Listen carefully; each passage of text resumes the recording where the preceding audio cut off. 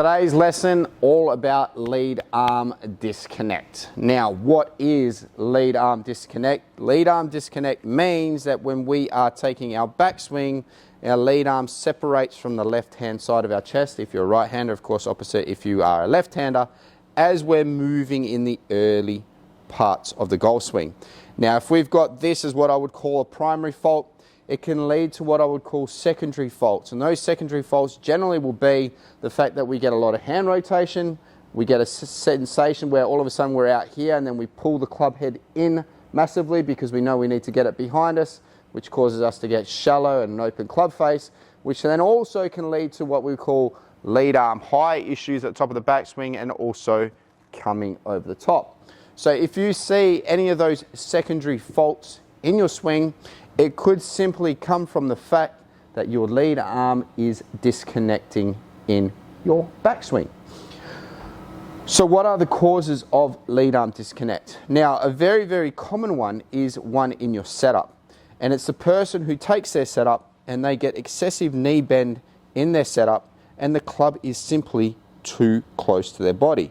Now, because we're in this position, what will happen is we need to create some sort of space in our backswing and we start to swing out and away. Another common cause for this issue is the fact that you may have been a person who originally had a golf swing where the club head moved excessively on the inside. And in you doing that, you have then tried to make a swing change to get the club out a little bit more, because you see a lot of guys on tour where they're a little bit steeper and a little bit out and away with regards to their club head. But what you don't understand is when they're doing it, they're keeping the handle relatively close and the club head's outside the hands. But what you're interpreting that move as is that you start to swing out and away. Again, like I said, once you start to do this, we get into a situation where we start to wrap that head back on the inside. Then the final one is generally not a common one because you can still swing it right even if you do have this. But sometimes I always see people, I shouldn't say always, sometimes I do see people where they have an excessively weak grip.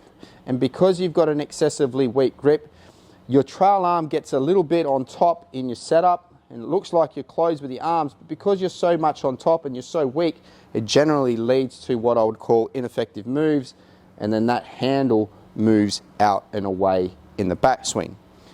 So what do we need to do to change these feels? Well, of course, if you've got too much bend in the knees, we simply need to stand a little bit taller. The good thing about standing a little bit taller is then we can start to create some space between us and the golf club in our setup. So there are some really, really good posture videos out there. I'm going to leave a link down below for one of mine. If you can get your posture into a better place, you're going to be able to keep that club in a good position. If you're a person who is trying to work what we would call a slightly straighter backswing, but are doing it in the incorrect manner, just remember that the handle starts a certain distance away from your belt buckle in your setup, and you're trying to maintain that distance with regards to the handle to that belt loop or your belt as you're making that swing movement back. And as you can see, I'm keeping my hands relatively close, but as you can see, that club head is outside my hands. So then that puts me in a good position here to work the club up to the top of my backswing. Now, if you're a person who has what I would call a weak grip, well, simply let's make it neutral or strong. Great videos I've also got with regards to that. So a slight change to the grip will put your trail arm into what I would call a more effective position at the start of your swing, where our arms are now no longer aiming left, but they're aiming parallel to our target line. That allows the lead arm and the trail arm to work more effectively in the backswing and get that trail arm bending in the right way so we can start to work that swing up.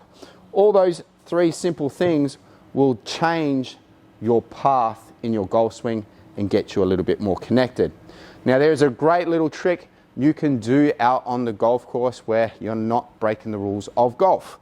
Grab your sleeve underneath your lead arm, tuck it and pinch it. You doing that will keep the left arm to the left side of your chest. And if you're doing that, well, then you're not going to be disconnecting, because if your arm moves out and away, you're going to lose that pinch. So pinching it underneath that lead arm as you make that backswing back will put you into a good position to keep that arm more disconnected and hit much, much better shots. All right, guys, like I say, ideas, concepts to help you improve your golf swing. It might not be the right concept for you, but it might be the right concept for somebody. Try it out. Let me know how it works for you by leaving a comment down below. And of course, like, share, and hit the bell so you get notifications of my next video.